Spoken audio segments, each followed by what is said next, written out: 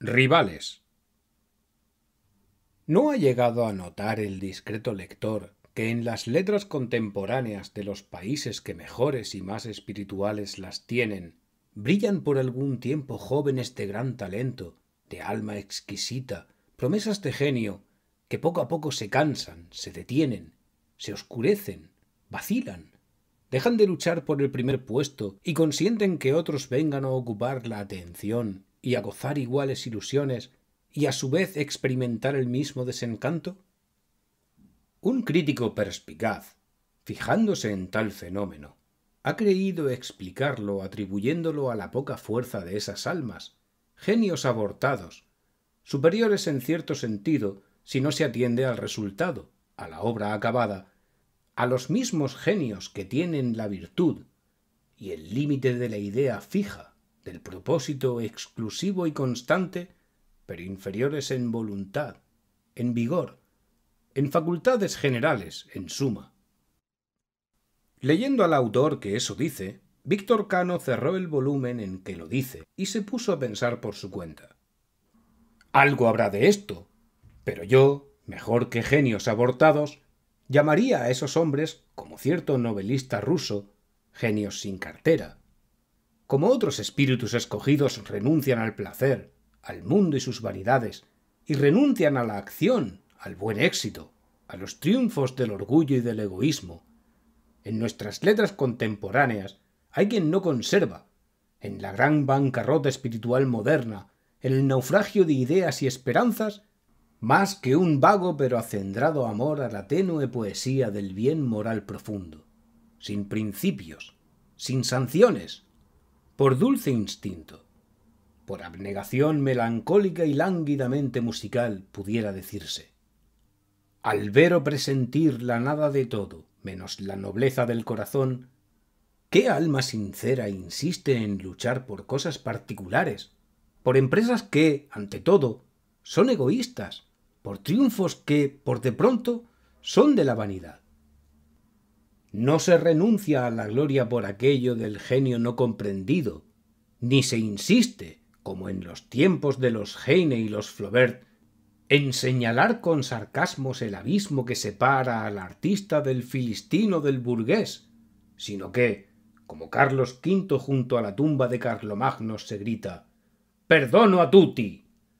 y se declara a todos hermanos en la ceniza, en el polvo, en el viento, y se mata en el alma la ilusión literaria, la contumacia artística, y se renuncia a ser genio, porque ser genio cuesta mucho trabajo, y no es lo mismo ser genio que ser bueno, que ser humilde, que es lo que hay que ser, porque hay dos clases de humildes, los que hace Dios, que son los primeros, mejores y más seguros, y los que se hacen a sí mismos, a fuerza de pensar, de sentir, de observar, de amar y renunciar y prescindir.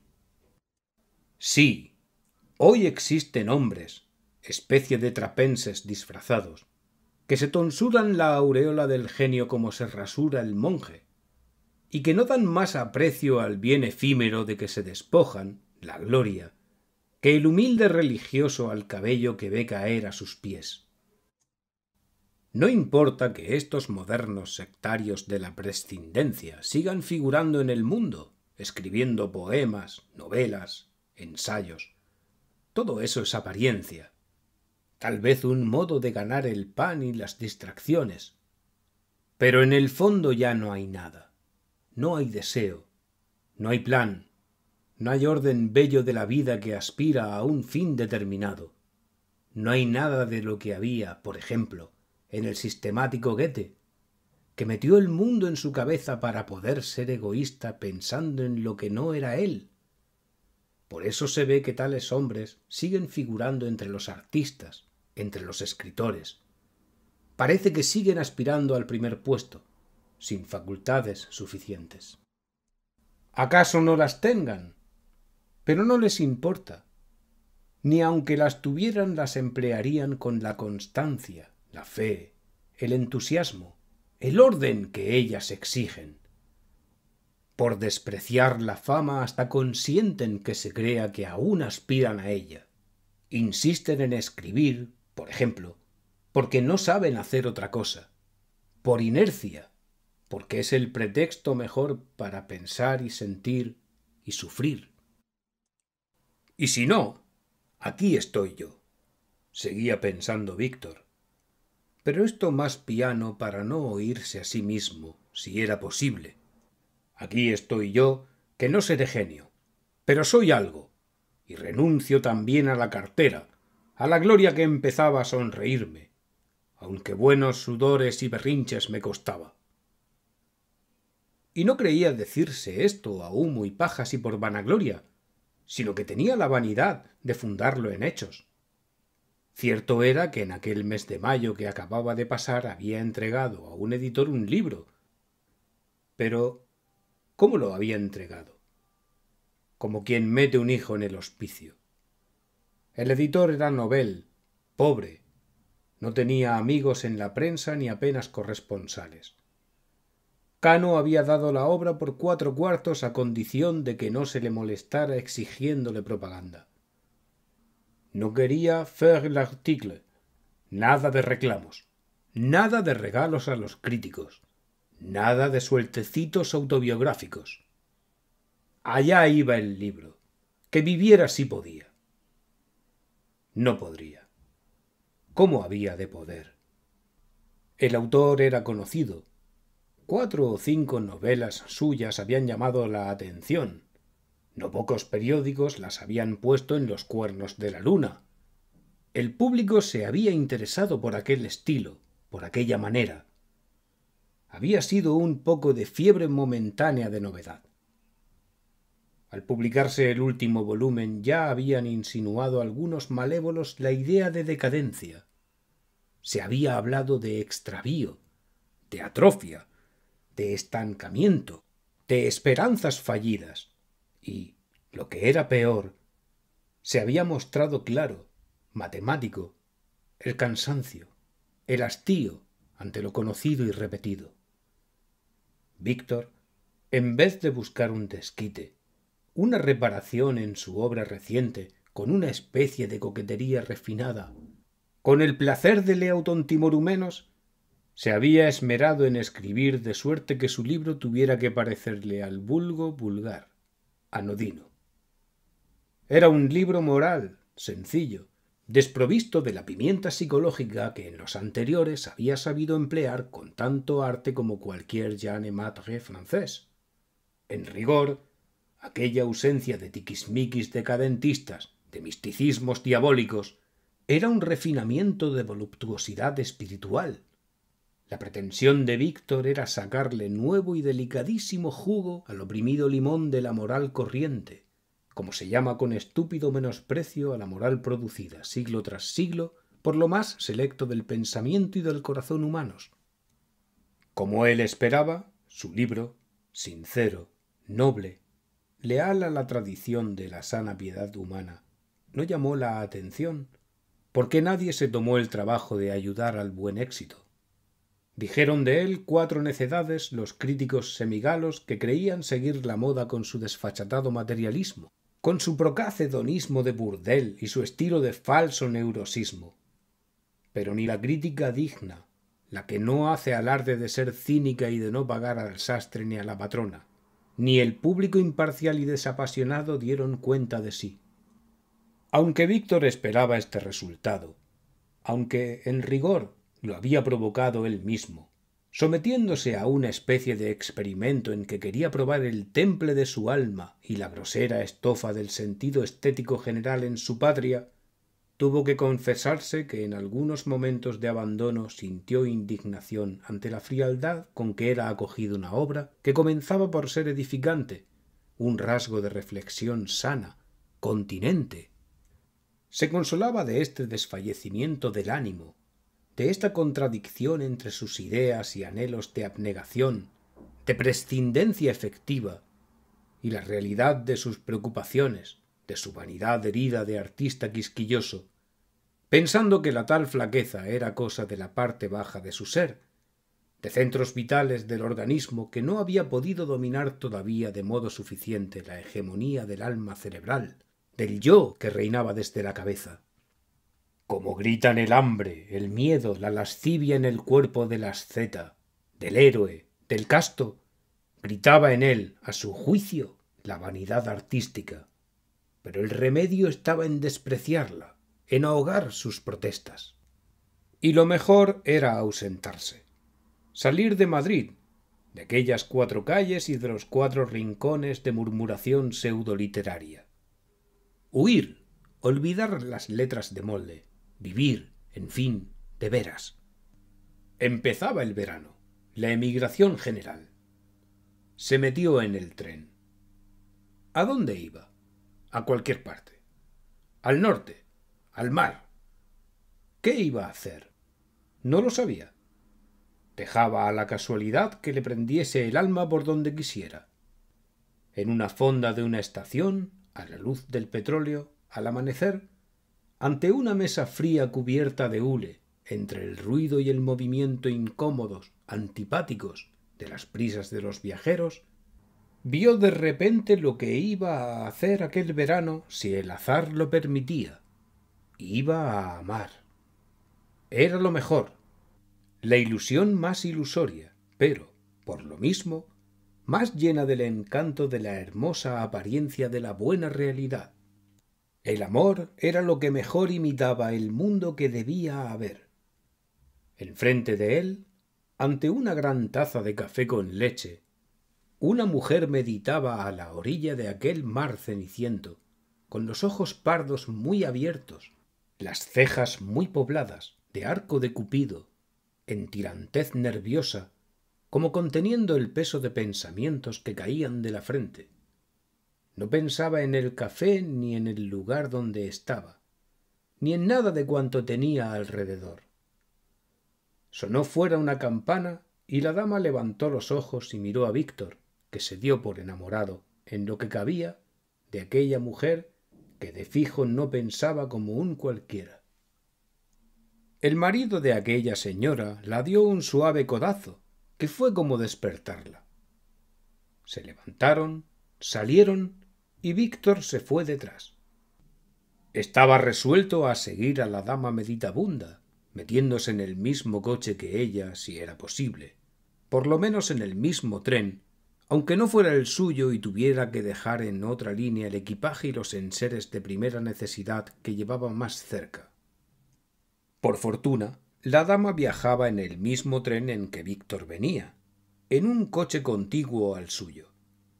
Cano tomó sus bártulos, cambió de departamento y entró, con gran serenidad, donde el matrimonio desconocido. Nadie notó el cambio ni la persecución iniciada. A pesar del naciente amor, Víctor se durmió un poco, porque la madrugada le sumía siempre en un sopor de muerte. 1000 veces se lo había dicho a sí mismo: yo moriré al salir el sol. Cuando despertó, la mañana ya había entrado en calor. La luz alegraba el mundo, el tren volaba, el marido dormía, y la señora de las cejas de arco de amor leía con avidez en un rincón, olvidada del mundo entero. Leía un libro en rústica, en octavo menor, forrado prosaicamente con medio periódico. Para ella no había esposo al lado, un desconocido de buen ver enfrente, una inmensa llanura en la que apuntaban los verdores del trigo hasta tocar el horizonte por derecha e izquierda. No había más que lo negro de las páginas que bebía. A veces debía leer entre líneas, porque tardaba en dar vuelta a la hoja. Pensaba, pero por sugestión de la lectura. Para colmo de humillación, Víctor vio a la dama levantar algunas veces la cabeza, mirar al campo, a la red que tenía enfrente, como si pasara revista a los bultos que llevaba en ella, hasta mirarle a él, sin verle, lo que se llama verle en conciencia. Con esto se encendía más lo que Víctor quería llamar su naciente amor. Una mujer que no le hacía caso ya tenía mucho adelantado para que él la idealizara y la pusiera en el altar de lo imposible, su dios falso. ¿Qué demonio de libro sería aquel? probablemente alguna novela de Daudet, o, a todo girar, de Guy de Maupassant. No quería pensar en la posibilidad de que fuese de algún autor español contemporáneo, de un amigo suyo sobre todo. No lo permitiera Dios. Pero yo soy un texto vivo. Yo valgo más que un folleto, que una lucubración pasajera. Ese volumen dentro de 1 año será una hoja seca, olvidada. Dentro de 2, un montón sucio de papel y, moralmente, polvo. En el recuerdo de los lectores que tenga, nada.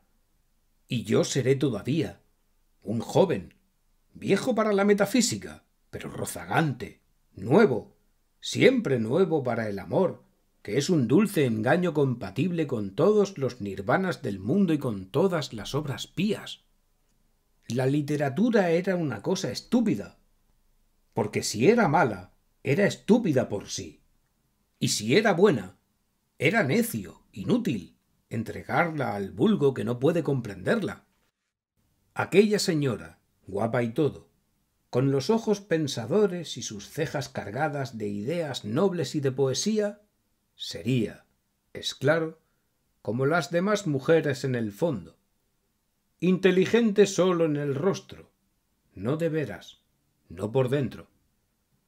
Si el libro era bueno, caso poco probable, no lo entendería, y si era malo, ¿por qué leerlo?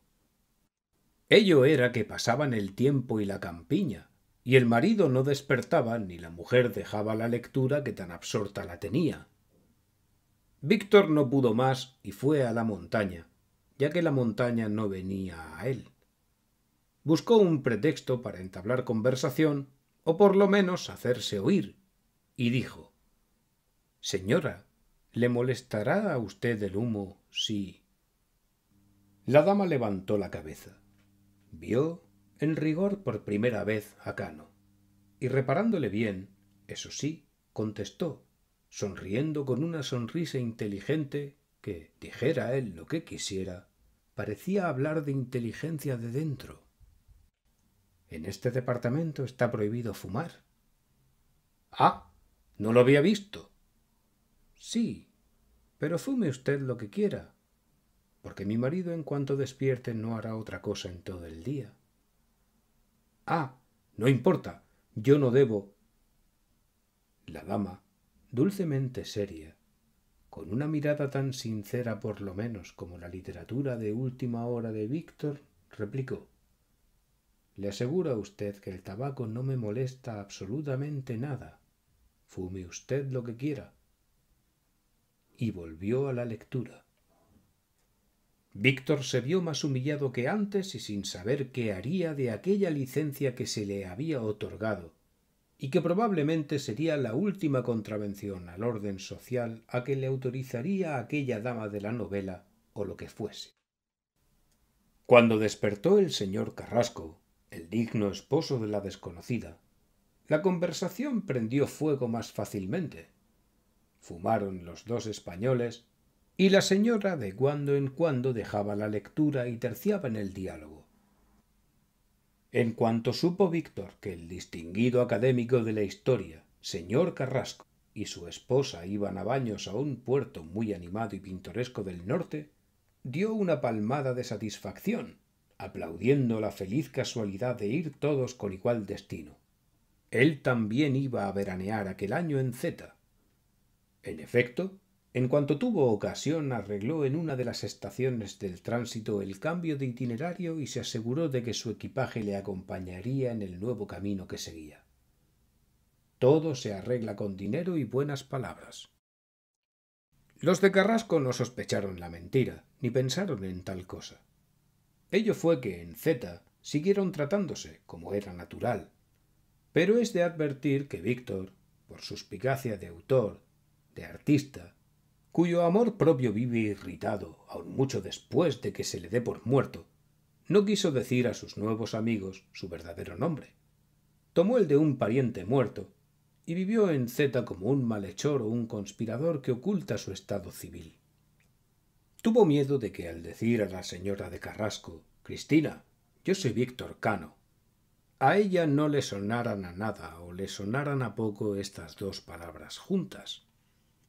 Muchas veces le había sucedido encontrarse con personas a quien se debía suponer regular ilustración y conocimiento mediano de las letras contemporáneas, que no sabían quién era Cano o sabían muy poco de él y sus obras. Si Cristina recibía el nombre con indiferencia, ignorante de su fama o teniendo de ella escasas noticias, Víctor comprendía que su amor propio padecería mucho, y para desagravio de sus fueros lastimados que obligaría a él, al enamorado Víctor, a tener en poco las luces naturales y adquiridas de una señora que no sabía quién era el autor de Los Humildes, su obra de más resonancia. Amó, pues, de incógnito, y de incógnito empezó a poner en planta un plan de seducción espiritual, al que se prestaba, como pronto pudo conocer con sorpresa y alegría, el carácter sobador y caviloso de la señora de Carrasco. La parte material, el teatro, por decirlo así, de la aventura iniciada, puede figurárselo el lector que haya vivido en una playa en verano y haya tenido amoríos, o pretensiones a lo menos, en ocasión tan propicia. Los que no, pueden recurrir al recuerdo de 100 y 100 novelas y cuentos y comedias en que el mar, la arena, los marineros y demás partes de por medio y decoraciones adecuadas hacen el gasto. El señor Carrasco, el eximio académico de la historia, era tan aficionado como a sondar los arcanos de lo pasado, a sondar el fondo de las aguas donde podía sospecharse que había pesca.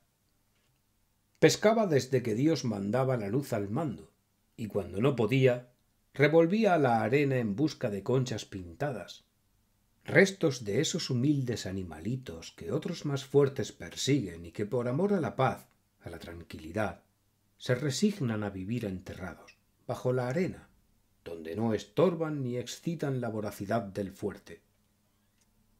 Mientras el académico penetraba con el tentáculo de la caña y el anzuelo en lo recóndito del agua, o revolvía con su bastón la blanda y deleznable arena, su mujer, paseando al borde de las espumas, sondaba los misterios del alma guiada por el inteligente buzo de oficio Víctor Cano. Durante los primeros días de la estancia en Z, Víctor había visto algunas veces a Cristina leyendo, ora en la playa, ora en un pinar cercano, ya en la galería del balneario, ya en el comedor de la fonda, un libro forrado con un periódico, el mismo probablemente que él había aborrecido en el tren. Pero notaba con satisfacción el galán audaz que la de Carrasco leía poco, y en llegando él pronto dejaba el volumen. Hasta lo oyó quejarse, riéndose, de lo atrasada que llevaba la lectura dichosa. Si sigo así, tengo con un libro para todo el verano. Ni Víctor le preguntó jamás de qué obra se trataba, tanto era su desprecio y su horror a las letras por entonces, ni ella dejó nunca de ocultar el volumen en cuanto veía acercarse al nuevo amigo. Por unos 15 días la victoria indudablemente fue del texto vivo. Cristina olvidó por completo las letras de molde y oyó con atención seria, como meditaba aquella madrugada ante una taza de café. Oyó las disquisiciones de moral extraordinaria y de psicología delicada y escogida con que Víctor iba preparándola para escuchar sin escándalo la declaración sui generis y de quintaesencia en que tenía que parar todo aquello. Cano, con la mejor fe del mundo, persuadido, a fuerza de imaginación, de que estaba poética y místicamente enamorado, en la playa, en el pinar, en los maizales, en el prado oloroso, en todas partes, le recitaba a Cristina con fogosa elocuencia las teorías metafísico-amorosas de su penúltima manera, las que había vertido, como quien envenena un puñal, en la prosa de acero de su penúltimo libro. Según estas ideas, había moral, claro que sí. El positivismo y sus consecuencias éticas eran groserías horrorosas.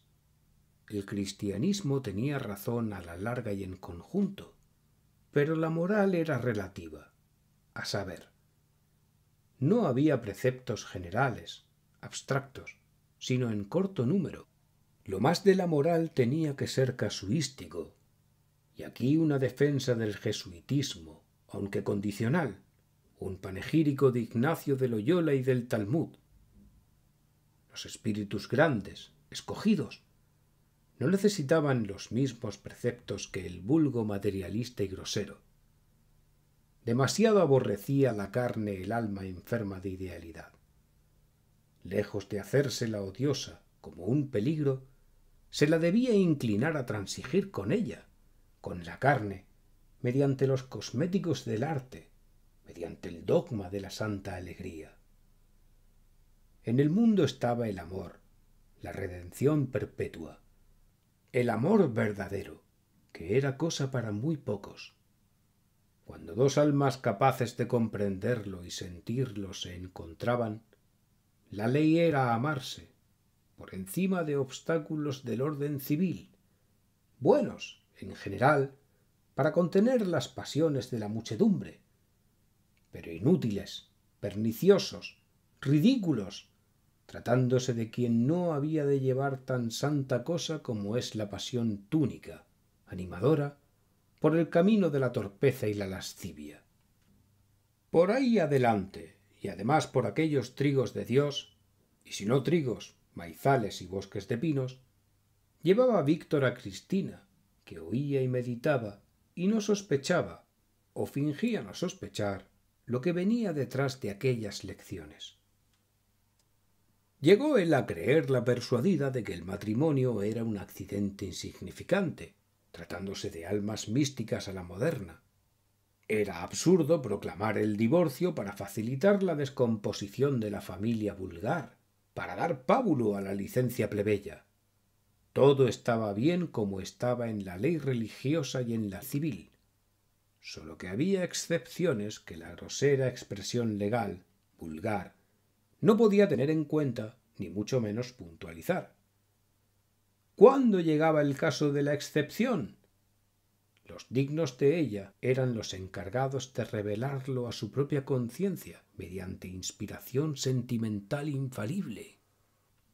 Todo esto lo iba diciendo Víctor, no así de golpe y con términos duros y abstractos, como lo digo yo que tengo prisa, sino entre párrafos de filosofía poética y ante las decoraciones de bosque y marina propias del caso.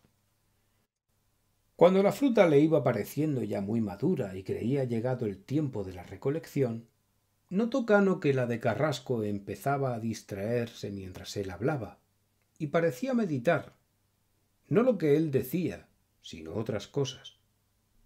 Una tarde que él creía la oportuna para la declaración mística, encontró a Cristina dentro de una caseta, junto al agua, leyendo hacia el final del libro forrado con un periódico. Desde entonces pudo ver que la conversión de la buena burguesa iba perdiendo terreno. Oía ella con frialdad, a ratos con señalado disgusto.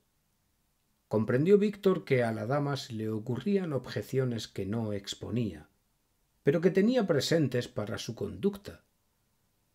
Estupefacto y airado vio el seductor una mañana a su discípula sentada junto al académico que pescaba panchos, mientras su esposa leía el libro de siempre y lo leía hacia la mitad. Es decir, que había vuelto a empezar la lectura, que repasaba lo leído. ¿Y con qué avidez leía? Los ojos le echaban chispas, las mejillas las tenía encendidas. Al llegar Víctor cerró el volumen de repente, lo escondió bajo el chal y mirando a Carrasco con dulzura y simpatía, se le cogió del brazo que sujetaba la caña. —Suelta, mujer, que me quitas el tiento —dijo el sabio. Y ella soltó, sonriendo, pero no obedecía las señas de Víctor, que, como otras veces, pedían paseo filosófico, un poco de excursión peripatético-erótica. Tanto terreno iba perdiendo el escritor abstinente que llegó a la situación desairada del que tiene que apagar la caldera de la pasión elocuente por no caer en ridículo ante la frialdad que le rodea. Llegó el día en que no pudo emplear siquiera el lenguaje fervoroso, transportado de su misticismo vidente. Y entonces fue cuando, con un realismo brutal, impropio de los antecedentes, declaró su amor desesperado, batiéndose en vergonzosa fuga. Cristina tuvo lástima, y clavándole los ojos pensativos y cargados de lectura con que le miraba hacía tantos días, le dijo: «Mire usted, Flórez, le perdono, porque he tenido yo la culpa de que usted pudiera llegar a tal extremo. No ha sido coquetería, ha sido que todos somos débiles, que usted ha sido elocuente, y yo iba haciéndome intrincada y excepcional, porque sus palabras parecían un filtro de melodrama. Pero, francamente, llega usted tarde. Otro ha corrido más. No se asuste usted. Su rival es un libro. Ni siquiera recuerdo el nombre del autor, porque yo, poco literata, hago como muchas mujeres que no suelen enterarse del nombre de quien las deleita con sus invenciones. Pensaba este verano llenarme la cabeza de novelas. Comencé en el tren una, la primera que cogí, y empezó a interesarme mucho. Después llegó usted con sus novelas de viva voz, y se lo confieso, por muchos días me hizo abandonar el libro. Pero en la lucha, que era natural que dentro de mí mantuviera mi vulgaridad materialista y grosera de burguesa honrada, con la hembra excepcional que íbamos descubriendo, me acordé de lo que había visto en los primeros capítulos de aquel libro extraño. Volví a él y poco a poco me llenó el alma. Ahora lo entendía mejor, ahora le penetraba todo el sentido. Eran ustedes rivales, y venció él. Porque él da por sabido todo eso que usted me cuenta, lo entiende, lo siente, y no lo aprueba. Va más allá. Está de vuelta y me restituye a mi prosa de la vida vulgar honrada. Me enseña el idealismo del deber cumplido. Me hace odiar los ensueños que dan en el pecado. Me revela la poesía de la moral corriente, que demuestra que el colmo del misticismo estético, de la quintesencia psicológica, está cifrado en ser una persona decente, y que no lo es la mujer que falta a la fidelidad jurada a su marido. Todo esto, que yo digo tan mal, lo dice, con tanta o más poesía que usted sus cosas, este libro. Cristina mostró el volumen de mi cuento y añadió: si de alguien pudiera yo enamorarme sería del autor de este libro, pero la mejor manera de rendirle el tributo de admiración que merece es obedecer su doctrina y, por consiguiente, enamorarse solo del humilde y santo deber. Víctor no pudo contenerse más, y tendiendo las manos hacia el regazo de Cristina, donde estaba el volumen que antes odiaba, gritó: «¡Por Dios, señora! ¡Pronto! ¡El nombre de ese libro! ¡El autor!». Cristina se puso en pie, y rechazando a Víctor, como si temiera que el contacto de aquel hombre manchara el texto que veneraba, dio un paso atrás, y abriendo el libro por la primera hoja leyó: «El Concilio de Trento», por Víctor Cano. Tembló el literato de pies a cabeza. Se sintió partido en dos. Pero pudo en él más la vanidad que la vergüenza, y sin tratar de reprimirse, exclamó: «Señora, Víctor Cano soy yo. No soy Flórez. Yo he escrito esa novela». En el rostro, que palideció de repente, de Cristina, se pintó un gesto de dolor y repugnancia, de desengaño insoportable. Y la dama seria, noble, de alma sincera, dando algunos pasos para alejarse, dijo con voz muy triste: «Lo siento.